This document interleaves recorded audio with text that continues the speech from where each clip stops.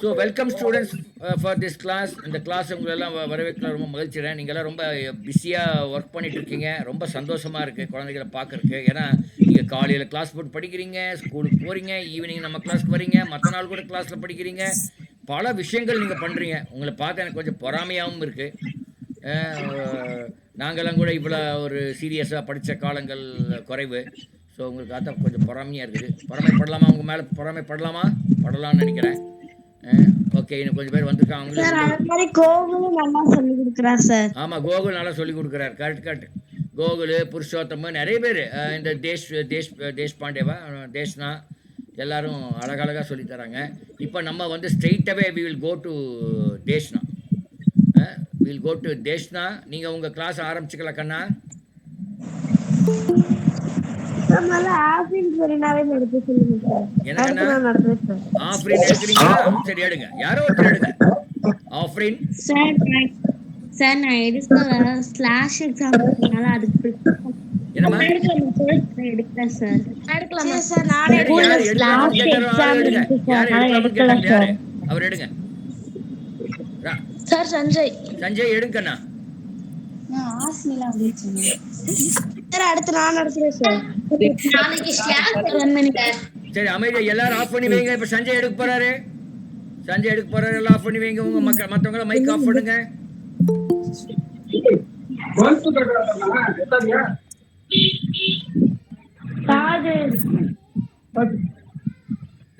செல்விங்கிற ஒரு mic of பண்ணுங்கண்ணா. இப்ப சஞ்சய் ஒருத்தர் தான் ஆன் பண்ணணும். சந்திரசேகர் லதா அப்படின்னு இருக்கிறவர் தான் ஆன் பண்ணணும். மற்றவங்க எல்லாம் ஆஃப் பண்ணுங்க. Okay, S, go head Sanjay.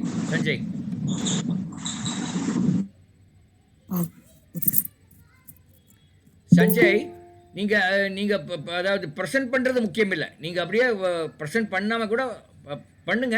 But நீங்க பேசுங்க. என்ன எடுக்க போறீங்க அப்படியே நீங்க அந்த பாடத்தை சொல்லுங்க.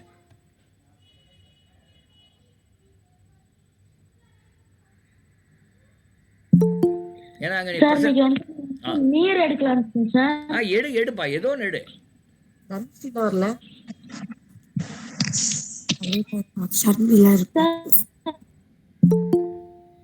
S, carry on. இப்போ உங்களுக்கு ஸ்கிரீன் தெரியுதான்னு ஸ்கிரீன் தெரியாட்டி பரவாயில்லன்னு சொல்றேன்.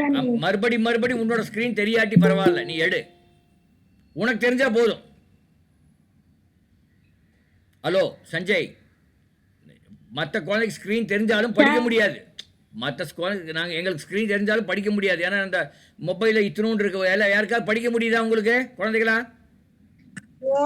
நோ, அதனால பரவாயில்ல. ஸ்கிரீன் தெரியாட்டி பரவாயில்ல, உங்களுக்கு மட்டும் தெரிஞ்சா போதும். எடுக்கணும். Okay sir. இப்போ வந்துட்டு நீர் பாடத்துல வந்துட்டு சார் ஆரம்பிச்சோடனே ஒரு குரல் கொடுத்துருக்காங்க சார். நீரின்று அமையாது உலகு நீரின்று அமையாது உலகெனின் யார் யாருக்கும் வான் என்று அமையாது உலகுன்னு சார்.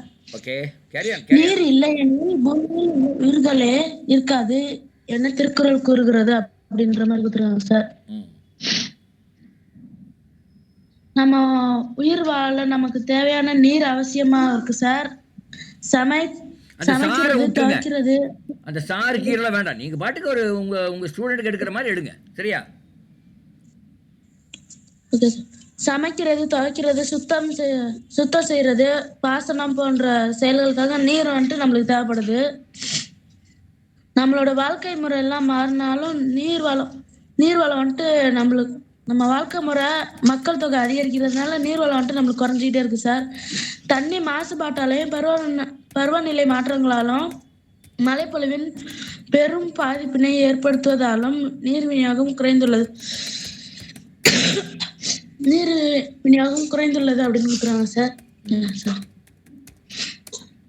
நம்ம வாழ்ற பூமியில நீரின் இயல்புன்ற தலைப்புல வந்துட்டு நம்ம வாழ்ற பூமியில 4/3 பங்கு வந்துட்டு நீரினால் ஆனது. திரவ, வாயு மற்றும் ஆகிய 3 நிலையிலும் நீர் காணப்படுது. பூமியின் மேற்பரப்பு நீரானது பெருங்கடல்கள், துருவ பனிக்கட்டிகள், பனிப்பாறைகளில் பெருமளவு காணப்படுது அப்படின்ற கொடுத்துருக்காங்க சார். நம்ம உடல் கூட வந்துட்டு 65% நீரால ஆனதுன்னு கொடுத்துருக்காங்க. ம். நீர் ஒரு நிலையான சேர்மம் சார். நிலையான சேர்மம் நீர் முக்கியம். நீரோட வேதிப்பெயர் வந்துட்டு டைஹைட்ரஜன் மோனாக்சைடு. ம். நீரோட நிறை மற்றும் ஹைட்ரஜன் ஆக்சிஜன் நிறை விகிதம் வந்துட்டு 2:1 அந்த மாதிரி 2:1 கொடுத்துறாங்க. ம். அப்புறம் ஹைட்ரஜன் ஹைட்ரஜன் வந்துட்டு மின்னார் பகுத்தல் அப்படின்ற தலைப்புல வந்துட்டு சார் ம். நீரை தண்ணியா நீரை கரண்ட்டை செலுத்தி பிரிக்கிறதா சார் இந்த இது. அதுல வந்துட்டு கேதோட்ல வந்துட்டு ஹைட்ரஜன் சேவாவும் இது ஆனோட்ல வந்துட்டு ஆக்சிஜன் சேவாகும் சார். ம். அப்ப கேத்தோட்ல அந்த தீக்குச்சி காமிக்கும் போது வந்துட்டு சார் பாப் என்ற ஒளியுடன் அணைவதை நாம் காண முடியும் அப்படின்ற மாதிரி கொடுத்துருவாங்க. ஓகே.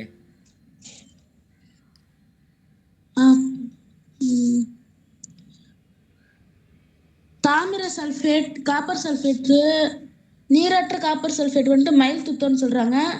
அதோட நிறம் வந்துட்டு வெள்ளை நிறம். நீர்த்த தாமிர சல்ஃபேட் வந்துட்டு நீல நிறம். ஸ்கை ப்ளூ அந்த மாதிரி ஸ்கை ப்ளூ கலர் சார்.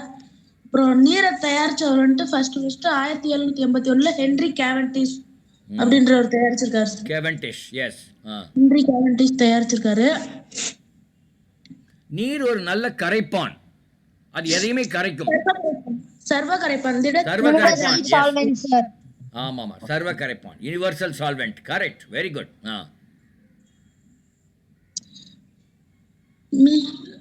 செயல்திறன் மிக்க அமில உலோகங்களை கந்தக அமிலத்துடன் கரைக்கும் போது ஹைட்ரஜன் வாயு வெளியேறுவதை அவர் கண்டறிந்தார். ஹைட்ரஜன் ஹென்ரி கேவென்டிஷ் வந்துட்டு கண்டறிஞ்சிருக்காரு sir. Okay sir, page number மட்டும் சொல்லுங்க.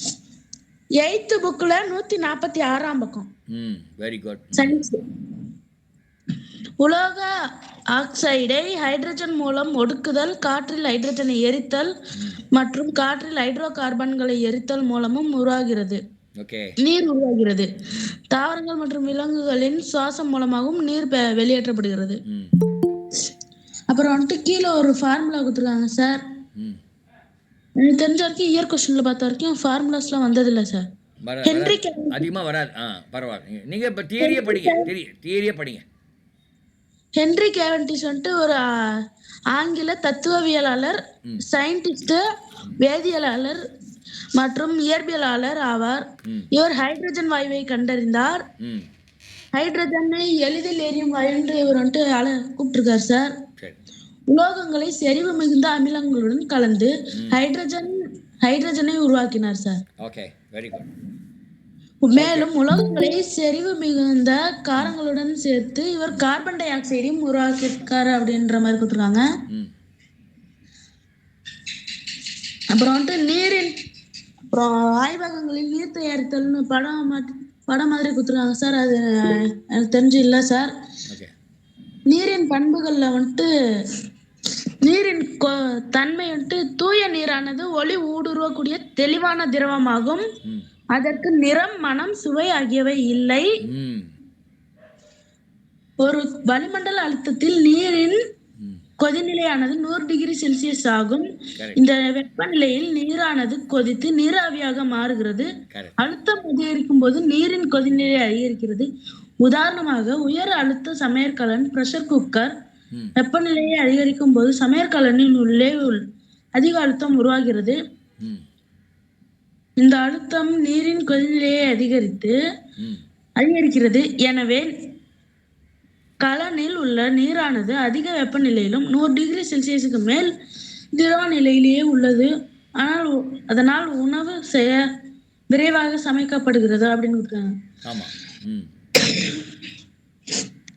தூய நீர் கீழ்காணும் இயற்பியல் பண்புகளை கொண்டுள்ளது உங்களுக்கு தெரியுமா கொடுத்துருக்காங்க சார். இந்த மாதிரி உங்களுக்கு தெரியுமா வந்துட்டு கொஸ்டின்ஸ் எல்லாம் நிறைய வருது சார். உங்களுக்கு தெரியுமால இருந்து நிறைய வரும் கேள்விகள். கரெக்ட். Okay, thank you Sanjay. நம்ம வேற இடத்துக்கு சான்ஸ் கொடுத்துடலாமா? Okay sir.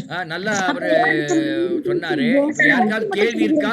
குழந்தைகளுக்கு யாருக்காவது கேள்வி இருக்கா? இல்லைன்னா அடுத்தது போயிடலாம்.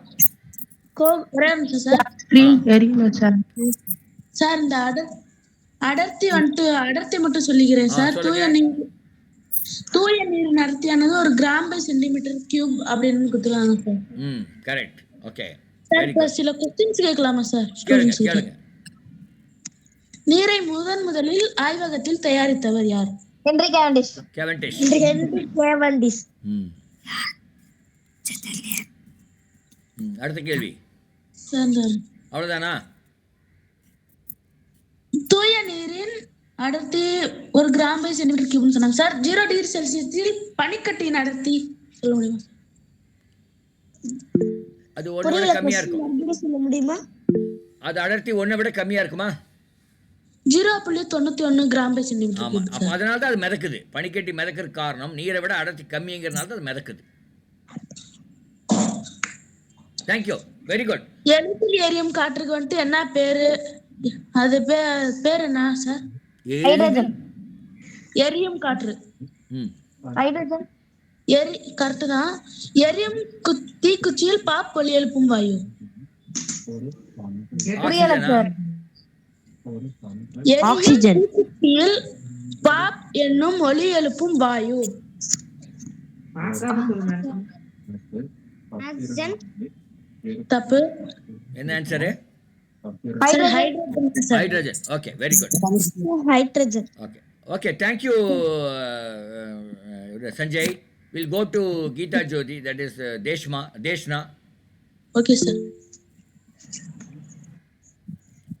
நடத்தவா சார்? ஸ்டார்ட் பண்ணிங்க.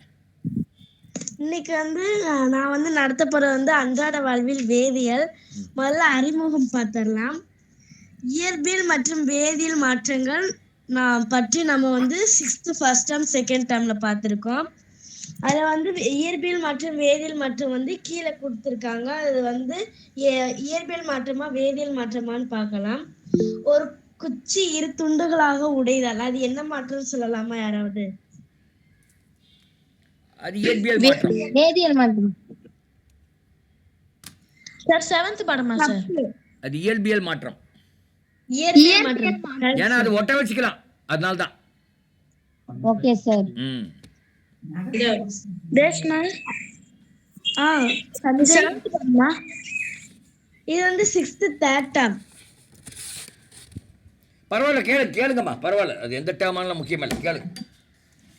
Okay sir. அடுத்து இயற்பியல் மற்றும் வேதியியல் மாற்றங்களுக்கு இடையான முக்கிய வேறுபாட்டினை காண முடிகிறதா? காகிதத்தை இரு துண்டுகளாக வெட்டினாலும் கிடைப்பவை இரு காகித துண்டுகளே. இரு துண்டுகளை வெட்டினாலும் அது 2 காகித துண்டுகளா தான் ஆகும். அப்புறம் ஆனால் காகிதத்தை எரிக்கும் போது அங்கே காகிதம் இல்லை. அது அந்த காகிதம் சாம்பலாகவும் புகையாகவும் மாறிடுது, காற்றுல கலந்துள்ளது. அடுத்து வேதியியல் மாற்றம் என்னன்னு பார்த்தோம்னா, வேதியியல் மாற்றம் என்பது ஒரு பொருள் புதிய பொருளை உருவாக்கும்.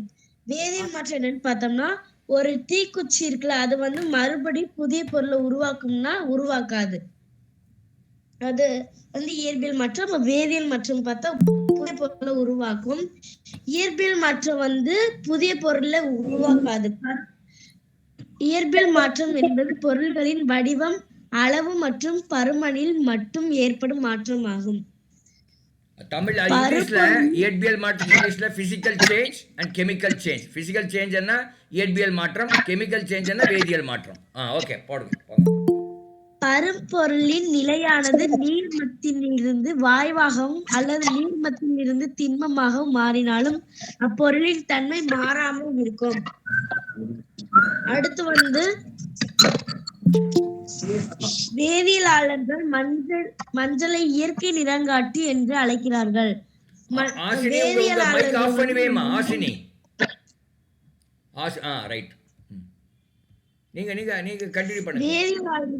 மஞ்சளை இயற்கை நிறங்காட்டின்னு சொல்றாங்க.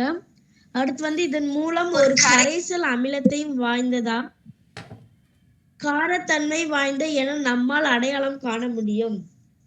அடுத்து நம்முடைய அன்றாட செயல்பாடுகளில் வேதியியல் எவ்வாறு முக்கியத்துவம் வாய்ந்தது என்பதை கண்டறிய கீழ்கண்ட வினாக்களுக்கு உங்கள் ஆசிரியர் துணையோடு விடைகளை கண்டுபிடிங்கள். பால் தயிராக எவ்வாறு மாற்றம் அடைகின்றது? யாராவது சொல்லலாமா? வேதியியல். வேதியியல் மாற்றம். வேதியியல் மாற்றம். கரெக்ட். அடுத்து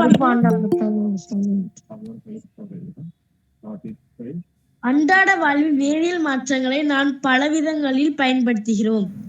வேதியியல் கருப்பொருட்களின் அடிப்படை கூறுகள், அமைப்பு, பண்புகள் மற்றும் அவற்றில் ஏற்படும் மாறுதல்களை பற்றி படிக்கும் அறிவியல் பிரிவாகும். வேதியியலின் சிறப்பு என்னவெனில் அது பருப்பொருட்களின் அடிப்படை துகளான அணுக்கள் மற்றும் மூலக்கூறுகளின் பண்பையும் அவற்றின் சேர்க்கையால் ஏற்படும் விளைவுகளையும் நமக்கு எளிமையாக விளக்குகின்றது.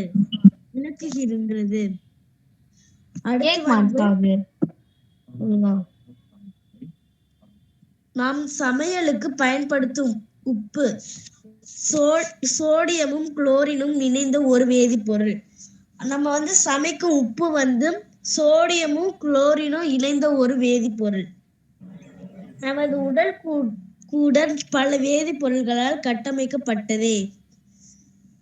இட்லி மாவில் பாக்டீரியாக்கள் நிகழ்ந்தும் நொதித்தல் எனும் வேதி மாற்றத்தின் காரணமாகவே இட்லி மாவு புளித்து நம்மால் மிருதுவான இட்லி தயாரிக்க முடிகிறது.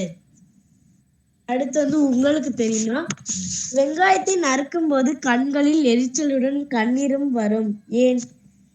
வெங்காயத்தினை நறுக்கும் போது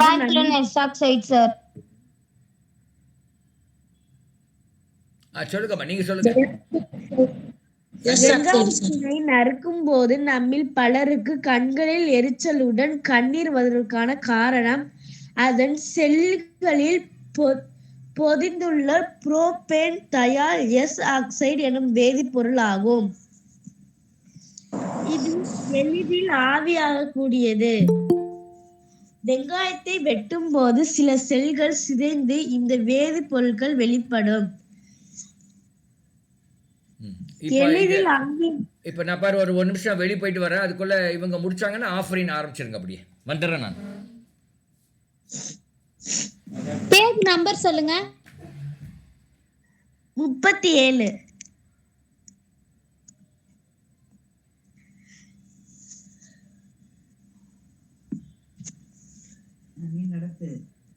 சார் வரணும். அப்பா நீங்க கண்டினியூ பண்ணுங்க தேஷ்னா. உங்களை சார் கண்டினியூ பண்ண சொன்னாரு. நீங்க முடிச்சிட்டீங்கன்னா ஆஃப்ரன் சரி நான் உங்களை கண்டினியூ பண்ண சொன்னாரு. அக்கா எந்த புக்ல மட்டும் எந்த அவங்க கிளாஸ் நடத்தலையா, அதனால வேற யாராவது கண்டினியூ பண்ணுங்க. நீங்க நடத்துங்க தேஷ்னா. அடுத்து எளிதில் ஆவியாகி உடனே கண்களை சென்றடைந்து எரிச்சல் ஏற்படுத்தி கண்ணீரை தூண்டும். நம்ம ஆவி உடனே கண்களை சென்றடைந்து எரிச்சல் ஏற்படுத்தி அந்த எரிச்சலை ஏற்படுத்தி கண்ணீரை உண்டாக்கும்.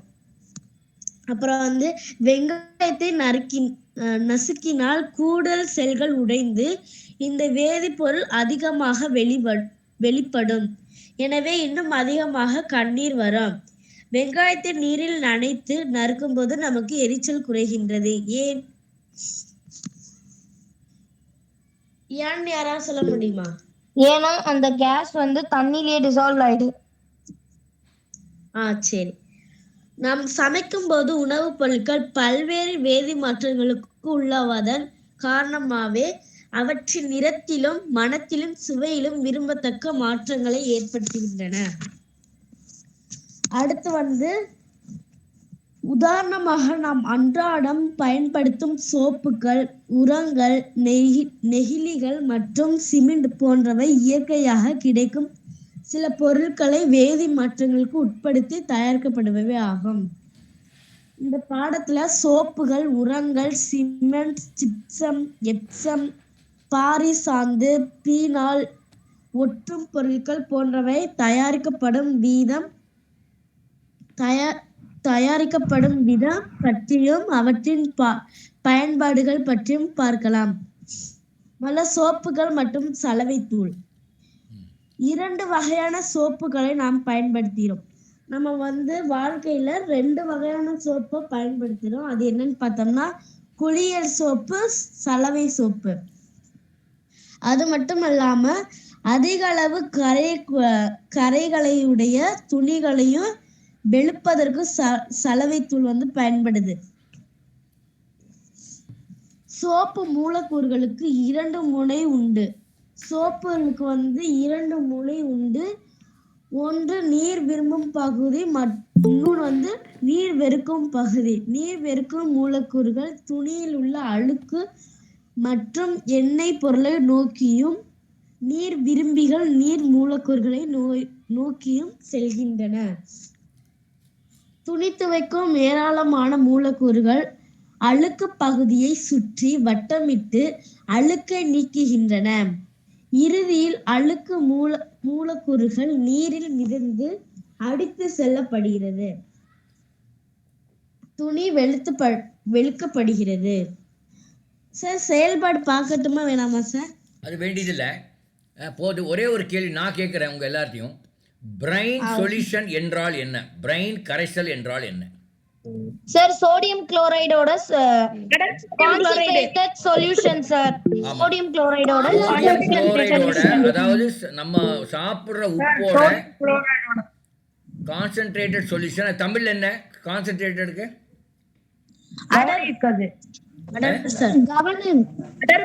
சோடியம் குளோரைடு கரைசல். கரைசல்ல என்னப்பா?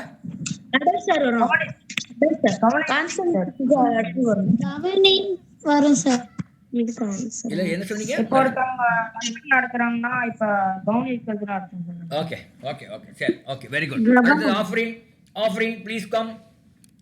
சார் நான் இன்னைக்கு கிளாஸ் எடுக்கல சார். கிளாஸ் எக்ஸாமுக்கு அதுக்கு ப்ரிப்பேர் பண்ணனால காரணம் இல்ல வேண்டாம், எடுக்கலன்னா முடிஞ்சு போச்சு. அடுத்து யார் வரீங்க? சார் என்ன பாதி இருக்கு சார். இருக்கா? சரி அப்ப கண்டினியூ பண்ணுங்க. அடுத்து வந்து உரங்கள். தாவரங்களின் வளர்ச்சிக்கு நீர், சூரிய ஒளி, காற்று மட்டுமல்லாது சில ஊட்டச்சத்துகளும் தேவைப்படுகின்றன. தாவரங்கள் தங்களுக்கு தேவையான ஊட்டச்சத்துக்களை மண்ணிலிருந்து பெறுகின்றன என நமக்கு தெரியும். அடுத்து வந்து தாவரங்களின் வளர்ச்சிக்கு பல வகையான ஊட்டச்சத்து தேவைப்படுகிறது. அதுல வந்து 3 வகையான ஊட்டச்சத்து இருக்கு. அது என்னன்னா நைட்ரஜன், பாஸ்பரஸ், பொட்டாசியம் ஆகியவை தாவரங்களுக்கு தேவையான 3 முக்கிய ஊட்டச்சத்துக்கள் ஆகும். இவை முதன்மை ஊட்டச்சத்துக்கள் சொல்றாங்க. அடுத்து வந்து நாம் பொதுவாக பயிரிடும் சில பயிர்கள் மண்ணில் இருந்து எவ்வளவு சத்துக்களை எடுத்துக் கொள்கின்றன என பின்வரும் அட்டவணையை பட்டியலிடுகிறது. பயிர்கள் விளைச்சல் நைட்ரஜன், பாஸ்பரஸ், பொட்டாசியம். பல அரிசி பார்க்கலாம். விளைச்சல் வந்து 2240, நைட்ரஜன் வந்து 34, பாஸ்பரஸ் வந்து 22, பொட்டாசியம் வந்து 67. சோளம் 2016 நைட்ரஜன் வந்து 36, பாஸ்பரஸ் வந்து 20, பொட்டாசியம் வந்து 39. கரும்பு வந்து 67,240. நைட்ரஜன் வந்து 90, பாஸ்பரஸ் வந்து 17, பொட்டாசியம் வந்து 202. நிலக்கடலை அடுத்து இது வந்து விளைச்சல் வந்து 1904, நைட்ரஜன் வந்து 78, பாஸ்பரஸ் வந்து 22, பொட்டாசியம் வந்து 45. பயிர்களுக்கு தேவையான 1 அல்லது அதற்கு அதிகமான ஊட்டச்சத்துக்களை அளிப்பதற்கு மண்ணில் சேர்க்கப்படும் கரிம மற்றும் கனிம பொருட்களை உரங்கள் என்கிறோம். NPK அப்படின்னு சொல்றாங்க. NPK அப்படிங்கிறாங்க. என்ன அது? NPK என்ன? Nitrogen, phosphorus, potassium sir. Nitrogen, phosphorus, potassium என்கிறது அது ஒரு ஃபெர்டிலைசர் சார். அது ஒரு ஃபெர்டிலைசர் சார். ஆமா, ஒரு ஃபெர்டிலைசர். கரெக்ட். அதுக்கு அது வரும். அந்த மாதிரியெல்லாம் ஒரு கேள்வி கேட்கறதுக்கு வாய்ப்பு இருக்கு. ஓகே. கேரி ஆன்மா. அடுத்து வந்து கரிம உரங்கள். ம். அத பத்தி பார்க்கலாம். நுண்ணுயிர்களால் தொகுக்கப்பட்ட தாவர மற்றும் விலங்கு கழிவுகள் அனைத்தும் இயற்கை அல்லது கரிம உரங்கள் எனப்படும்.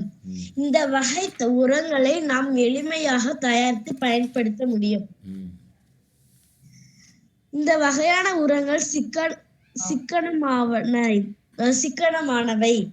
இதுக்கு எடுத்துக்காட்டு வந்து கரிம உரங்களுக்கு வந்து எடுத்துக்காட்டு வந்து மண்புழு உரம், தொழு உரம். அடுத்து வந்து கனிம உரங்கள். மண்ணில் இயற்கையாக கிடைக்கும் கனிம பொருட்களை கொண்டு தொழிற்சாலைகளில் வேதி மாற்றத்திற்கு உட்படுத்தி தயாரிக்கப்படும் உரங்கள் வந்து கனிம உரங்கள். இதுக்கு எடுத்துக்காட்டுன்னா urea, super phosphate, ammonium sulphate மற்றும் பொட்டாசியம் நைட்ரேட். இன்னொரு ஒரு நிமிஷத்துல முடிச்சிருங்க கண்ணா. வேற இன்னும் பேர் நிறைய பேர் பாக்கி இருக்காங்க. சரியா? Okay sir. அடுத்து வந்து ஜிப்சம் பார்க்கலாம். ஜிப்சம் என்பது இயற்கையில் கிடைக்கக்கூடிய ஒரு மிருதுவான வெள்ளை அல்லது சாம்பல் நிற கனிம பொருள்களாகும். இதுக்கு வந்து இந்த ஜிப்சத்துக்கு வேதி பெயர் வந்து கால்சியம் சல்பேட் டை ஹைட்ரேட். இதுக்கு வந்து ஜிப்சத்துக்கு மூலக்கூறு வாய்ப்பாடு வந்து CaSO4 2H2O. இந்த ஜிப்சத்தோட பயன்கள் வந்து என்னன்னு பார்த்தோம்னா, ஜிப்சம் வந்து உரமாக பயன்படுகிறது. அந்த ஜிப்சம் வந்து சிமெண்ட் தயாரிக்கவும் பயன்படுது. பாரி சார்ந்த தயாரிப்பிலும் பயன்படுது ஜிப்சம். அடுத்து வந்து எப்சம். எப்சம் என்பது மெக்னீசியம் சல்பேட் ஹெப்டாஹைட்ரேட் என்னும் உப்பாகும்.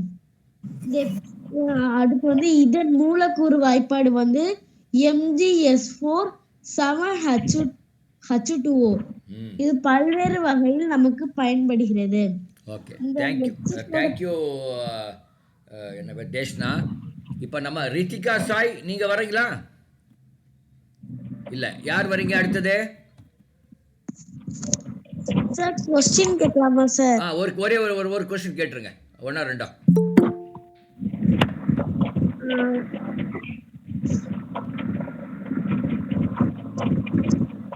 இது தேநீர் தயாரித்தல் அது வேதியியல் மாற்றமா இல்ல இயற்பியல் மாற்றமா? வேதியியல் மாற்றம்.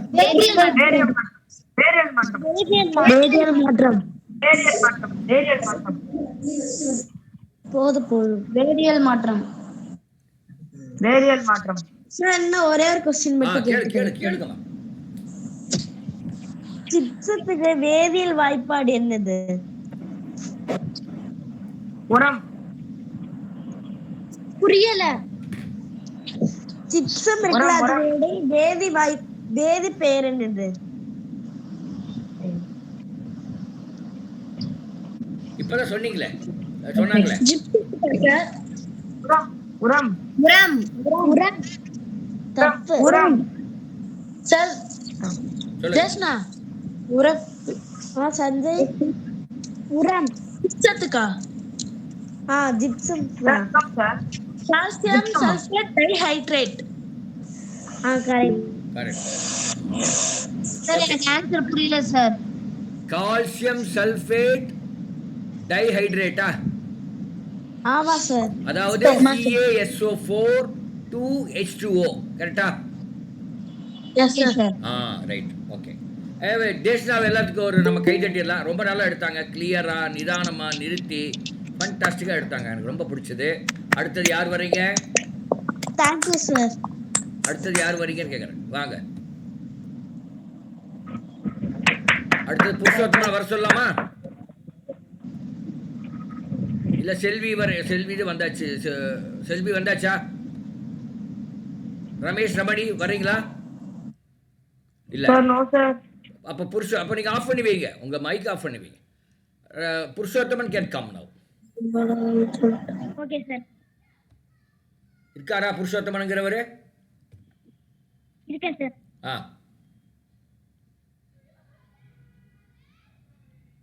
ஸ்டார்ட் பண்றோம் sir. Carry on. The floor is yours.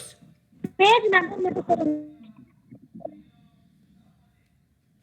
இப்போ நான் நடத்த போகிற லெசன் வந்து 7th 3rd term universal space.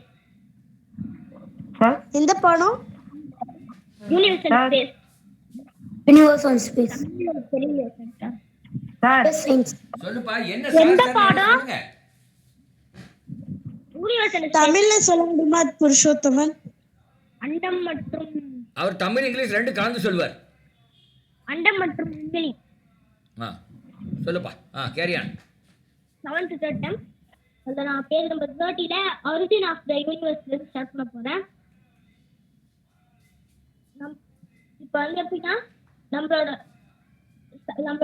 வந்து சன்ன்ற அந்த ஸ்டார் தான் வந்து பிளானட்டரி சிஸ்டத்துக்கு ஹெல்ப்ஃபுல்லா இருக்கு. ஏன்னா சன்ல தான் நம்ம பிளானட்டரி சிஸ்டத்தையே மெயின்டைன் பண்றோம். Billions of such stars constitute a term in a system called galaxy. Sir விட்டு விட்டு கேக்குது சார். ஆரம்பிங்க புருஷோத்தமன். billions of stars வந்து ஒண்ணா சேர்ந்த ஒரு குரூப் தான் வந்து கேலக்ஸி. நம்மளோட சார் புருஷோத்தமனோட வாய்ஸ் பிரேக் ஆயிட்டே இருக்கு சார். புருஷோத்தமன் கொஞ்சம் மைக் பக்கத்துல வைங்க. Okay sir. பிரேக் ஆகுது சார். இது பார்க்கலாம். நம்மளோட கேலக்ஸியோட மில்கி வே கேலக்ஸி. இதுல நம்ம மில்கி வே கேலக்ஸில வந்து at least hundreds of billions stars. Purushothaman ஆமா உங்க வாய்ஸ் பிரேக் ஆகுது. நம்ம இன்னொரு நாள் ட்ரை பண்ணிக்கலாம் உங்களோட. இன்னைக்கு ஒரு நாள் எக்ஸ்கியூஸ் பண்ணிக்கங்களா? எனக்கு கொஞ்சம் ஏதோ மேபி சம்டைம் நெட்வொர்க் ப்ராப்ளம் வரும். வேற யாராவது வர்றீங்களா? who is coming next? யார் வந்து எடுக்க வர்றீங்க? புருஷோத்தமனுடைய வாய்ஸ் கொஞ்சம் பிரேக் ஆகுறதுனால அவருக்கு இன்னைக்கு ரெஸ்ட் கொடுத்துடலாம். Afreen R you coming? இல்லை ஆஃப்ரின் தான் வரணும்னு சொல்லிட்டாங்கன்னு நினைக்கிறேன். வேற யார்? தர்மராஜ் வராரா? தர்மராஜ்னு ஒருத்தர், அவர் பேர் மறந்துட்டேன். கார்த்திகாவா? I don't know. வேற யார் வரீங்க? கோகுல் வரீங்களா? ஸ்டார்ட் பண்ணுங்க. யார் வரீங்களோ ஸ்டார்ட் பண்ணுங்க. No sir. நோ சொல்றீங்களா? எஸ்ன்னு சொன்ன மாதிரி. Gokul are you coming? Sir சயின்ஸ்ல எந்த டாபிக் வேண்டாம்னு எடுக்கலாமா சார்? எது வேணும் எடுக்கலாங்கண்ணா. சயின்ஸ்ல தான் எடுக்கணும். நான் ஒரு நிமிஷம். ஓகே, அவர் வரல நான் எடுக்கிறேன். இந்த பிரெயின் சொல்யூஷன் சொன்னோம் இல்லையா, அதாவது சோடியம் குளோரைடோடைய அது சேச்சுரேட்டட் சொல்யூஷன் சொல்றேன். Sodium chloride sir. ஆமாம் அது எதுக்கு யூஸ் ஆகுதுன்னா, நம்ம நாட்டில இருந்து இந்த காளானை ஏற்றுமதி பண்றாங்க. ஏன்னா காளான் இருக்குல்ல, ஏற்றுமதி பண்ணும்போது அந்த ஒரு டப்பாவில் பிரெயின் சொல்யூஷனுக்குள்ள உள்ள போட்டு அதை வந்து பேக் பண்ணி அனுப்புவாங்க. அப்போ அது கெடாது. பிரெயின் சொல்யூஷனுக்குள்ளே மூழ்கி வச்சு காளானை அனுப்புவாங்க அமெரிக்காவுக்கோ ஐரோப்பாவுக்கோ. ஏன்னா போகிறதுக்கே ஒரு 7 நாள் 8 நாள் ஆயிரும். அது கெடாமல் இருக்கிறதுக்கு அந்த பிரெயின் சொல்யூஷனுக்குள்ளே போட்டு அனுப்புவாங்க. அது ஒரு முக்கியமான ஒரு ஒரு ஒரு இண்டஸ்ட்ரியல் உபயோகம், வியாபாரத்துக்கு உபயோகமான ஒரு விஷயம் இந்த பிரெயின் சொல்யூஷனுக்கு. Okay, thank you. Go head Gokul. Yes sir. Sir நான் ஸ்க்ரீன் ஷேர் பண்றேன். கொஞ்சம் தமிழ்ல பேசுங்க கோகுல். சார் அப்படியே சொல்றேன் சார். இப்போ வந்து 7th ரீப்ரொடக்ஷன் இன் பிளான்ட்ஸ் அப்படின்ற ஒரு லெசன் இருக்கு. And modification in plants. அதுல ரீப்ரொடக்ஷன், இதுல இந்த பிளான்ட்ஸ்ல நிறைய இருக்கு. இப்ப பிளான்ட்ஸ்ல எடுத்துட்டீங்கன்னா அது வந்து பிளான்ட்ஸ், ஃபங்கஸ். சாதாரணமா எடுத்துட்டீங்கன்னா உயிரினத்துல பிளான்ட்ஸ், ஃபங்கை, அனிமல்ஸ், அதுக்கப்புறமா இன்னும் நிறைய இருக்கு. பிட்ரியோஃபைட், அதுக்கப்புறமா டெரிட்டோஃபைட். இதுல ஃபர்ஸ்ட் பிளான்ட்ஸ் எப்படி ரீப்ரொடக்டிவ் பண்ணுது, அந்த இது எப்படி நடக்குது அப்படின்னா, ரீப்ரொடக்ஷன்னா இனவிருத்தி. அது எப்படி இனவிருத்தி பண்ணுதுன்னு சொல்றேன் தமிழ்ல. ஓகே, எல்லாருக்கும் தெரியுதா? தெரியுது கோகுல். ஒரு நிமிஷம். தெரியுது கோகுல். இந்த இடத்துல இப்ப இதுல ஒரு போட்டோ, இப்ப ஒரு இதுல இந்த இடத்துல ஃபர்ஸ்ட் ஒரு பூ. இப்ப இந்த ஒரு பூன்னு எடுத்துக்கிட்டோம்னா அதுல என்னென்ன இருக்கும்? Chappals, petals, stigma, stamen, anther, இந்த மாதிரி நிறைய இருக்கும். அதுல முக்கியமா கேலிக்ஸ், கொரோல்லா. கேலிக்ஸ் அப்படின்னு பாத்தீங்கன்னா அதோட இதழ்கள். கொரோல்லா அப்படின்னு பாத்தீங்கன்னா அதோட செப்பலை தான் நம்ம வந்து கொரோல்லா அப்படின்னு சொல்லுவோம். நெக்ஸ்ட் வந்து ஆந்தர், சாரி, நெக்ஸ்ட் வந்து அதான் அந்த நெக்ஸ்ட் வந்து இந்த ஒரு ஒரு பிளாங்கோட male reproductive part, female reproductive part, இது நம்ம தெரிஞ்சுக்கணும். இந்த ஒரு ஃபிளார்ல மேல் ரீப்ரொடக்டிவ் பார்ட்னா அது வந்து நம்ம வந்து ஒரு நிமிஷம் ஆஞ்சியோஸ்பெர்ம் அப்படின்னு சொல்லுவோம். ஃபீமேல் ரீப்ரொடக்டிவ் பார்ட் ஜிம்னோஸ்பெர்ம்னு சொல்லுவோம். இப்போ ஒரு ஃபிளார் எடுத்துட்டோம்னா அதுக்கு நம்ம என்ன மெயின் பாத்தீங்கன்னா கேலிக்ஸ், கொரோல்லா, ஜிம்னோஸ்பெர்ம், ஆஞ்சியோஸ்பெர்ம். இதெல்லாம் நம்ம ஃபர்ஸ்ட் பார்க்க போறது செப்பல்ஸ். அதாவது செப்பல், இந்த செப்பல்ஸ் எதுக்கு இருக்கு, அந்த அதாவது இந்த கொரோல்லா எதுக்கு இருக்கு, அந்த பூவை தாங்கி பிடிக்கிறதுக்கு. நெக்ஸ்ட் இந்த பெட்டல் கேலிக்ஸ், கேலிக்ஸ் எதுக்கு இருக்கு, மற்ற மற்ற இன்செக்ட்ஸ அது வந்து அட்ராக்ட் பண்றதுக்காக அது இருக்கு. இது மட்டும் இல்லாம இன்னும் ரெண்டு இருக்கு, அந்த மேல் reproductive part and female reproductive. இதுல இந்த மேல் ரீப்ரொடக்டிவ் பார்ட் இருக்குல்ல, இந்த மேல் ரீப்ரொடக்டிவ் பார்ட் இருக்குல்ல, அதுல இந்த அதுலதான் அத வந்து ஈஸியா சொல்லணும்னா போலின் கிரெயின்ஸ். இந்த ஸ்டேமன் உங்களுக்கு தெரியுதா, ஸ்டேமன்ன்றது இந்த ஸ்டேமன்ல ஃபிலமெண்ட், அந்த அதை தாங்கி பிடிக்கிறது ஃபிலமெண்ட், அதுல ஒரு சீட் மாதிரி இருக்குல்ல, அது வந்து ஆந்தர் அப்படின்னு சொல்லுவோம். இது உள்ளதான் போலின் கிரெயின்ஸ் இருக்கும். இந்த மேல கொடுத்துருக்கு பாருங்க, போலின் கிரெயின்ஸ் இருக்கும். ஒரு காற்றுனாலையோ இதுக்கப்புறமா நீங்க இப்ப இது வரைக்கும் உங்களுக்கு ஓகேவா? இப்ப நெக்ஸ்ட் உள்ள ஒரு டியூப் மாதிரி உங்களுக்கு தெரியுதா, இத வந்து ஸ்டிக்மா அப்படின்னு சொல்லுவோம். அது வந்து நெக்ஸ்ட் உள்ள போறதா போலின் டியூப்னும், உள்ள இருக்க போற வழிய ஸ்டைல், அதுக்கப்புறமா மத்ததெல்லாம் எடுத்துக்க வேணாம். உங்களுக்கு வந்து இது ஒரு எக், இது வந்து ஒரு உள்ள இருக்க சீட் மாதிரி இருக்க ஸ்ட்ரக்சர் வந்து ஒரு எக். மத்தத வந்து நீங்க ஒரு அவுட்டர் செல்லுன்ற மாதிரி அது வந்து ஒரு ஃப்ரூட்னு வச்சுக்கோங்க. இப்ப ஃபர்ஸ்ட் நம்ம பெட்டல் எதுக்குன்னு பார்த்தோம், மற்ற இன்செக்ட அட்ராக்ட் பண்றது. இப்ப மற்ற இன்செக்ட் வந்து எதனால அதை அட்ராக்ட் பண்ணுது, ஏன்னா இந்த ஒரு சில செடிகள்ல இந்த அதுக்கு முன்னாடி நம்ம ஃபர்ஸ்ட் காற்று, இந்த காற்று இதுல என்ன பங்கு வகிக்குதுன்னு பாத்தீங்கன்னா, இந்த காற்று அடிக்கும் போது இந்த மேல் அதாவது இந்த போலின் கிரெயின்ஸ்ன்றது இந்த ஸ்டிக்மா ஸ்டைல் வழியா, அது ஸ்டிக்மாஸ் அதாவது போலின் டியூப் வழியா உள்ள போகும். அந்த போலின் கிரெயின்ஸ்ல இருந்து மேல் கேமெட்ஸ், அதாவது மேல் கேமெட்ஸ் ஆன ஸ்பெர்ம்ஸ் வந்து உள்ள, அதாவது உள்ள இருக்கிற அந்த எக், அந்த எக் நியூக்ளியஸ சென்றடையும். இந்த போலார் நியூக்ளியைன்னு கேட்டிருக்குல, இந்த மாதிரி எக் நியூக்ளிய போய் சென்றடையும். அந்த மாதிரி சென்றடையும் போது உள்ள இருக்கிறது அந்த ஃப்ரூட் வந்து அது வந்து என்ன ஆகும்னா, இந்த இது வந்து ஒரு கவர் ஆயிடும். உள்ள அந்த ஃப்ரூட், அதாவது அந்த உள்ள இருக்கிற அந்த அந்த உள்ள போச்சுன்னா மேல் கேமெட், அப்புறம் அந்த எக், அது ரெண்டும் ஃபியூஷன் ஆகி அது உள்ள இருந்து ஒரு சீட், அந்த அதை தான் நம்ம ஒவியூல் அப்படின்னு சொல்லுவோம். அது சீடாவும் மேல இருக்கு பாத்தீங்களா ஒரு எக் ஸ்ட்ரக்சர், அந்த எக் ஸ்ட்ரக்சரை நம்ம வந்து ஓவரி அப்படின்னு சொல்றோம். இந்த இதுக்கு அப்புறமா இந்த வந்து பெட்டலுக்கு அது அதிகப்படியான எனர்ஜி கொடுக்குது. எதுக்காக, இப்ப வந்து இப்போ ஒரு இன்செக்ட் இருக்குன்னா அந்த இன்செக்ட் வழியா இப்போ ஒரு சில இதுல என்ன ஆகும்னா, இந்த மேல் அதாவது இந்த போலின் கிரெயின்ஸும் ஓவரிஸும் ஒரே இதுல இருக்காது. ஒரு சிலது நம்ம தனித்தனியா இருக்கும். அதுக்கு ஒரு மெயினான எக்ஸாம்பிள்னா அது வந்து பம்கின். இப்ப அதை பத்தி நம்ம வேணாம். இப்ப இது வந்து உள்ள போகும்போது அந்த இந்த ஓவரி வந்து ஃப்ரூட் ஆகும், உள்ள இருக்க அந்த ஓவியூல் வந்து சீடாவும் டெவலப் ஆகும். இப்ப இது வந்து எதுக்கு அந்த இன்செக்ட, அதாவது எதுக்காக இந்த பெட்டல்ஸ் இருக்கு, இன்செக்ட அட்ராக்ட் பண்ணும். இன்செக்ட் வந்து என்ன பண்ணும், அது வந்து அது உள்ள போகும்போது மற்ற பூக்கள்ல இருக்கிற போலன் கிரெயின்ஸ் வந்து அதுக்குள்ள போகும்போது அது வந்து ஃபர்டிலைஸ் ஆகும். அதுல இருந்து அந்த கேமெட்ஸ் வந்து வெளியே வந்து உள்ள போகும். இப்ப இந்த இடத்துல இப்ப பெட்டல்ஸ்க்கு இப்ப வேலை இல்லை, ஏன்னா உள்ள வந்து நடந்துருச்சு, உள்ள அந்த ஃபர்டிலைசேஷன் ப்ராசஸ் நடந்துருச்சு. அதனால இந்த பெட்டல்ஸ்க்கு வேலை கிடையாது. அதுக்கப்புறமா பெட்டல்ஸ் ஃபெர்டிலைசேஷன் அங்க இருக்கு, பேர் தான் மகரந்த சேர்க்கையா சார்? இல்ல சார், அது மகரந்த சேர்க்கைனா பாலினேஷன். அது வந்து போற ப்ராசஸ் நம்ம பாலினேஷன். அது உள்ள போய் அது சென்று அடைஞ்ச பிறகு நடக்கிற அந்த ப்ராசஸ் ஃபர்டிலைசேஷன். இல்ல, நான் எதுக்குன்னா தமிழ் மீடியம் குழந்தைகளுக்கு புரியுறதுக்காக நான் கேட்டேன். சரியா? Yes sir, yes sir. இப்ப இந்த மகரந்த சேர்க்கை அதாவது இந்த பாலினேஷன் நடந்த பிறகு அது வந்து ஃபர்டிலைஸ் ஆகுது. ஓகே, இந்த பெட்டலுக்கு தேவையில்லாத ஒரு எனர்ஜி போயிட்டு இருக்கும். அந்த எனர்ஜி கட் ஆகி அந்த பெட்டல் இப்ப எதுக்கு இப்ப வந்து அது ஃபர்டிலைஸ் ஆயிடுச்சு, கரு உற்றுச்சு, அதுக்கு மேல அதுக்கு அந்த பெட்டல்ன்றது அவசியம் கிடையாது. அதனால அது விழும். ஆனா செப்பல்ஸ் விழாது. பெட்டல்ஸ் மட்டும்தான் விழும், செப்பல்ஸ் விழாது.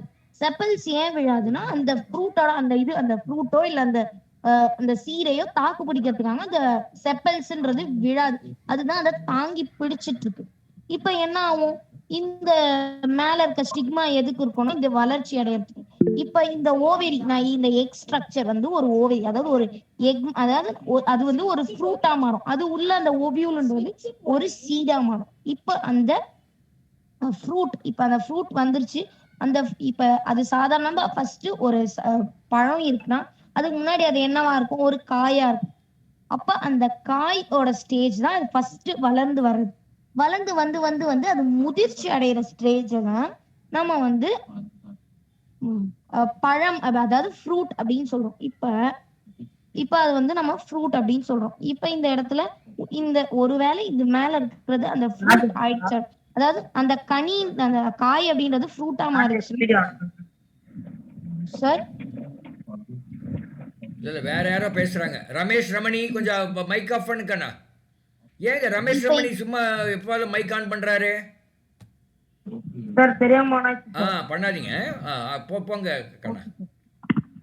இப்ப வந்து இது வந்து ஃப்ரூட்டா மாறுது, உள்ள சீட் இருக்கு. இப்ப இந்த காய்ன்றது ஒரு கனியா அதாவது ஒரு ஃப்ரூட்டா மாறும்போது ஒரு பழமா மாறும்போது நம்ம தெரிஞ்சுக்கலாம், ஓகே உள்ள இருக்கிற ஓவியூல் அதாவது அந்த சீடா டெவலப் ஆச்சு பாத்தீங்களா, ஓவியூல் சாரி ஓவியூலா டெவலப் ஆச்சு, ஓவியூல் வந்து சீடா டெவலப் ஆயிருக்கு. அந்த சீட் வந்து மெச்சூர் ஆயிடுச்சு தன்னோட சந்ததியினர். இப்ப வந்து என்ன ஆகும், அந்த பழம் நல்ல இதுவானோடனே அந்த பழம் கீழே விழுந்துரும். அந்த பழம் மரத்துல இருந்து கீழே விழுந்துரும். அப்ப அது மேல இது மண்ணு மூடி அந்த இடத்துல அது அது இப்ப விழுந்த பிறகு அதுக்கு எங்க இருந்து எனர்ஜி சோர்ஸ் கிடைக்கும், அந்த பழத்துல இருந்து தன்னோட எனர்ஜியை அது வந்து எடுத்துக்கும். அந்த பழம் வந்து தன்னோட எனர்ஜியை கொடுத்து அந்த சீடை வளர வைக்குது. அந்த சீட் வளர்ந்து திரும்பியும் ஒரு மரமா வளர்ந்து இந்த ப்ராசஸ் தொடர்ந்துட்டே இருக்கு. இது வந்து ஒரு பூ அதாவது இந்த பூக்கும் தாவரங்கள்ல இந்த மாதிரி நடக்கும். இப்ப நெக்ஸ்ட் ஃபங்கைஸ் பாத்தீங்கன்னா நல்ல ஒரு சாதாரணமா இருக்கும், திடீர்னு அது உள்ள ஒரு ஸ்போர்ஸ் மாதிரி ஃபார்ம் ஆகும். அது ஸ்போர்ஸ் மாதிரி ஃபார்ம் ஆகி டக்குன்னு வெடிக்கும். அந்த அளவுக்கு ஒரு பெரிய எக்ஸ்ப்ளோஷன் கிடையாது, ஒரு திடீர் வெடிப்பு அந்த இடத்துல ஏற்படும் போது அந்த இடத்துல என்ன இருக்கும், அது உள்ள அதோட சீட்ஸ் மாதிரி இருக்கும். பட் அது சீட்ஸ்ன்னு சொல்ல மாட்டாங்க, அது வந்து ஸ்போர்ஸ் அப்படின்னு சொல்லுவாங்க. அந்த இடத்துல அந்த ஸ்போர்ஸ் என்ன ஆகும், அந்த இடத்துல ஸ்போர்ஸ் வந்து வெடிச்சு அந்த அதோட அந்த சீட்ஸ் வந்து வெளியே இடத்துல பரவி அதோட சந்ததியினரை அது தோற்றுவிக்கும். இதே மாதிரி பாக்டீரியா வந்து பைனரி ஃபிஷன் அப்படின்றது மூலியம். பைனரி ஃபிஷன் அப்படின்றது அந்த பாக்டீரியா தன்னை ரெண்டா பிரிச்சுக்கும். இதுக்கு இன்னொரு இது மட்டும் இல்லாம ஸ்டார் ஃபிஷ்ஷும் ஒரு இதுக்கு சொல்லலாம். இந்த ஸ்டார் ஃபிஷ்ஷை நம்ம எத்தனை துண்டா வெட்டுறோமோ அத்தனை துண்டா வரும். இப்போ ஒரு ஸ்டார் ஃபிஷ் இருக்குன்னா ஸ்டார் ஃபிஷ்ஷை மேலோட்டமா மேல ஒரு சின்ன கார்னர் கட் பண்ணி கொஞ்ச நாள்ல அந்த சின்ன இது வந்து திரும்பிய ஒரு பெரிய ஸ்டார் ஃபிஷ்ஷா மாறிடும். இந்த மாதிரி இது வந்து பைனரி ஃபிஷன் மூலியமா. இதேதான் பாக்டீரியா தன்னை வந்து தானே ஒரு ஃபோர்ஸ் மூலியமா பிரிச்சுக்கும், அது ஒரு புது ஆர்கானிசமா மாறும். இதே மாதிரி இது வந்து நிறைய இதுலயே நம்ம வந்து பெட்ரியோஃபைட் அப்படின்னு இருக்கு. அந்த பெட்ரியோஃபைட்ல 2 இருக்கு, மேல் ஒண்ணு இருக்கு, ஃபீமேல் ஒண்ணு இருக்கு. அதுலயே இது வந்து லேண்ட் எரோஷனை தடுக்குது. இது லேண்ட்லயும் வாழும், தண்ணிலையும் வாழும். அதை வந்து ஆர்கிகோனியம் அதாவது அதோட ஸ்பெர்ம வந்து அந்த மேலோட ஸ்பெர்ம வந்து ஆர்கிகோனியம்னும் அதோட எக்க வந்து சாரி ஆந்த்ரீடியம் சம்திங் சொல்லுவாங்க. அது வந்து ரீப்ரொடக்ஷன் நடக்குது அந்த இடத்துல. அது ரெண்டும் ஃபியூஸ் ஆகி அந்த இடத்துல இன்னொரு சந்ததியினர் பிறக்குது. இப்ப இந்த மாதிரி இது ஒவ்வொன்றுத்துக்கும் நடக்கும். இதே ப்ராசஸ் இந்த பிட்ரியோஃபைட்ல நடக்கிறது தான் ஹியூமன்ஸ்க்கும் நடக்கும். பாலூட்டிகள் எல்லாத்துக்குமே இப்படிதான் நடக்கும். ஓகே, இப்ப இதுதான் நம்மளோட இது. சார் முடிஞ்சது சார். சார் சார் உங்க வாய்ஸ் கேட்கல சார். சார் மியூட்ல இருக்கீங்க சார்.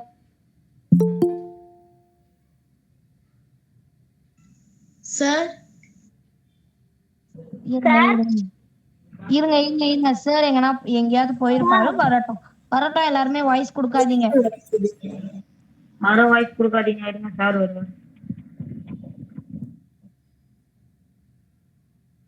இந்த மாதிரி பல இதெல்லாம் நடக்குது. இது மட்டும் இல்லாம இது இன்னும் ஒரு சில இதெல்லாம் நடக்குது. ஆஹ் இப்ப வந்து இதுவே ஈஸ்ட்ல ஒண்ணு நடக்கும். அது என்னன்னா பட்டிங்னு நடக்கும். இந்த ஈஸ்ட் என்ன பண்ணும் அப்படின்னா, ஈஸ்ட் வந்து ஒரு சின்ன முட்டை. இப்ப இருங்க, நான் இந்த ஸ்கிரீன் ஷேர் பண்றேன். அப்போ உங்களுக்கு அது தெரியும்.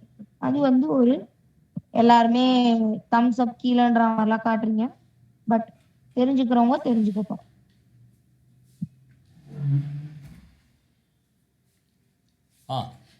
பாருங்க, அது பட்டிங் அப்படின்ற ப்ராசஸ் மூலியமா நடக்கும். அதாவது இந்த தெரிதா உங்களுக்கு, இந்த இடத்துல ஃபர்ஸ்ட் சாதாரணமா இந்த மாதிரி ஈஸ்ட் செல் இருக்கும். ஒரு பட் மாதிரி ஒண்ணு டெவலப் ஆகி கொஞ்சம் கொஞ்சமா இந்த மாதிரி ஒரு பெரிய பட்டா ஃபார்ம் ஆகி அது தனியா பிரிஞ்சு வந்து ஒரு இதுவா நடக்கும். இப்ப இதுவே ஃபெர்மெண்டேஷன் காமிக்கிற மாதிரி. ஆந்த்ரீடியம் ஆர்கிகோனியம் தான் பிட்டியோஃபைட்க்கு வந்து அதான் இந்த மாதிரி போறதான் அவங்க வந்து ஃபெர்மெண்டேஷன் அப்படின்னு சொல்றாங்க. இப்ப பாருங்க,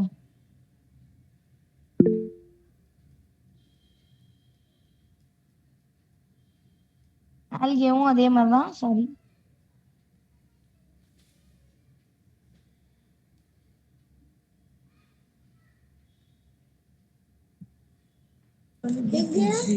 ஆல்கே வந்து அதான் செல் டிவிஷன் ப்ராசஸ் மூலியமா நடக்கும். அல்கேவுக்கும் இது வந்து இதுவும் ஸ்போர்ட்ஸ் மூலியமாவும் நடக்கும். இதுக்கு மெயினான ஒரு எக்ஸாம்பிள் வால்வாக்ஸ் சொல்லலாம். இந்த மாதிரி போயிட்டே இருக்கும். திடீர்னு ஒரு இடத்துல கட் ஆகி அது ஒரு அல்கேவா. பாசி யாரெல்லாம் பார்த்திருக்கீங்க? Okay, thank you Gokul. முடிஞ்சது சார். இல்லை அது என்ன சொல்ல வந்தேன்னா, எல்லா குழந்தைகளுக்கும் தான், சஞ்சய்க்கும் இவர் கோகுலுக்கும் புருஷோத்தமனுக்கும் எல்லாருக்குமே நீங்கள் ப்ரெசன்ட் பண்ணி இப்போ பேசுகிறதுல தப்பு கிடையாது. ஆனால் அதை வந்து அப்படியே கொஞ்சம் கதை மாதிரி சொல்லணும். எப்போ கிளாஸ் எடுக்கும்போது கொஞ்சம் கதை மாதிரி சொன்னால் எல்லோரும் காது கொடுத்து கேட்பாங்க இல்லையா? ஒத்துக்கிறீங்களா இல்லையா? கொஞ்சம் இனிமே நீங்கள் சின்ன குழந்தைங்க, உங்களுக்கு இப்போ தான் பழகுறீங்க. கொஞ்சம் கதை மாதிரி சொல்லுங்கள். கதை மாதிரி சொன்னால் அவங்களுக்கு அப்படியே கொஞ்சம் ஈகராக கேட்பாங்க. உங்கள் ஸ்கூல்லே பார்த்தீங்கன்னா எந்த டீச்சர் கதை சொல்கிறாங்களோ அவங்க விரும்பி கேட்பீங்க இல்லையா? பாடத்தையே ஒரு கதை மாதிரி சொல்லலாம். இந்த ஆக்சுவலாக இந்த புருஷோத்தமன் கதை மாதிரி தான் சொல்லுவார். அவர் நான் பார்த்துருக்கேன். அவர் இன்றைக்கி ஏதோ நெட்வொர்க் ப்ராப்ளம், பட் அது மாதிரி எல்லோரும் அப்படி பழகிங்க. கதை மாதிரி சொன்னால் நீங்கள் எல்லோரும் விரும்பி கேட்பாங்க. இன்ஃபேக்ட் எனக்கு தெரில, என்னோடய கிளாஸில் எப்படி இருக்குன்னு எனக்கு தெரியாது, நீங்கள் தான் சொல்லணும். நான் சில குழந்தைங்க சொல்லியிருக்காங்க, சார் கொஞ்சம் அப்படியே நீங்கள் ஒரு கதை மாதிரி ஏதாவது மற்றெல்லாம் மிக்ஸ் பண்ணி சொல்கிறீங்க, அதுவே நல்லா இருக்குன்னு சொன்ன சில குழந்தைங்க சொல்லியிருக்காங்க முதல்ல. ஸோ அது மாதிரி கதை மாதிரி சொன்னீங்கன்னா அது ஈஸியாக இருக்கும். அஃப்கோர்ஸ் உங்கள் வயசுக்கு என் வயசுக்கு எவ்வளோ வித்தியாசம். நான் எத்தனை நாள் லேர்ன் பண்ணியிருப்பேன். நீங்கள் இப்போ தான் பழகுறீங்க. இதே பெரிய விஷயம். என்னை கேட்டால் இதே பெரிய விஷயம். எனக்கு உங்களை எல்லாம் பார்த்தா ரொம்ப பொறாமையாக இருக்குது. சிம்பிளாக ஒரே வார்த்தை சொன்னேன். உங்களை எல்லாம் பார்த்தா என்ன எப்படி இருக்கே? பொறாமையா. நான் எனக்கு இப்போ உங்கள் வயசு இருக்கணும்னு ஆசைப்பட்றேன். இப்போ நான் ஒரு 10 வயசு 15 வயசில் இருந்தேன்னு வச்சுக்க, அட்டகாசமாக இருக்கும். அப்படி உங்களோட அப்படியே ஜாலியாக போயிட்டு அது பண்ணி இது பண்ணி எல்லாம். நாங்கள்லாம் இருக்கும்போது மொபைல் ஃபோன் கிடையாது, இந்த மாதிரி ஒரு கூகுள் மீட் கிடையாது, எதுவுமே கிடையாது. பாடப்புத்தகத்தை தவிர வேறு எதுவுமே நாங்கள் படிக்க மாட்டோம். அதுவும் கொஞ்சமாக தான் இப்போ நீங்கள் இவ்வளோ படிக்கிறீங்க, நாங்கள் இவ்வளோ தான் படிப்போம். இவ்வளோ படித்து இப்போ இவ்வளோ படிக்கிறீங்க. அதனால் வாய்ப்புகள் இப்போ தான் இருக்குது. Anyway thank you so much. உங்கள் எல்லாருமே எனக்கு ரொம்ப ரொம்ப சந்தோஷம். உங்களெல்லாம் பார்க்குறதுலே சந்தோஷம். அது நீங்கள்லாம் இவ்வளோ ஆர்வமாக படிக்கிறீங்க, அது காலையில் ஆர்வமாக படிக்கிறீங்க, அதை விட சந்தோஷம் எனக்கு. இதை விட சந்தோஷம் என் வாழ்க்கையில் எதுவே இருக்க முடியாது. Frankly speaking, this is I love our children. Particularly இந்த மாதிரி ஒரு வேகத்தோடு இருக்கீங்க பாருங்கள். இன்றைக்கி ஒரு 50 பேர் வந்திருக்கீங்க. எனக்கு ரொம்ப ஒரு 50 பேர் வேகமாக அது எப்படி ஜெயிச்சிடலாம் அப்படி ஒரு எண்ணத்தில் வந்திருக்கீங்க. நீங்கள் ஜெயிச்சா நான் ஜெயித்த மாதிரி எனக்கு ரொம்ப சந்தோஷம் கொடுக்கும். எனக்கு சந்தோஷம் கொடுக்கும்னு நினச்சிங்கன்னா நீங்கள் எல்லாரும் என்னம்மா நாங்க ஜெயிச்சு உங்களுக்கு பேர் வாங்கி கொடுப்போம் சார். ஆமா, பேர்லாம் வேண்டாம், எனக்கு சந்தோஷமே வந்துடும். பேரெல்லாம் இருக்க போது, எனக்கு இருக்கிற பேர் போகுது. ஆனால் இப்போ எனக்கு சந்தோஷம் வரும். சரிங்களா? தேங்க்யூ. நீங்கள் எல்லாம் போய் சாப்பிடுங்க, சாப்பிட்டுட்டு ரெஸ்ட் எடுங்க. Okay, thank you sir. சொல்லுங்க. யாரும் சொல்லுங்க. Sir sir Gokul Siva sir. சொல்லுங்க கோகுல் சிவா. சார் நம்ம லெசன் நடத்தலாமா சார்? நான் இன்னொரு கிளாஸ் வச்சுக்கலாமா? இன்னைக்கு எல்லாம் 7:20 அவங்களுக்கெல்லாம் பசிச்சிடுவேன் குழந்தைங்களுக்கு. நெக்ஸ்ட் கிளாஸ் நீங்கள் நடத்துறீங்களா? ஓகே. எப்போங்க sir next class? Next class இப்போ வைப்போம், ஃப்ரைடே கூட வைக்கலாம். நம்ம இப்போ ஓகே சார், ஃப்ரைடே நான் நடத்துகிறேன். ஃப்ரைடே நடத்துங்க, சரியா? Next Friday sir. ஆமாம், வைக்கலாம். இப்போ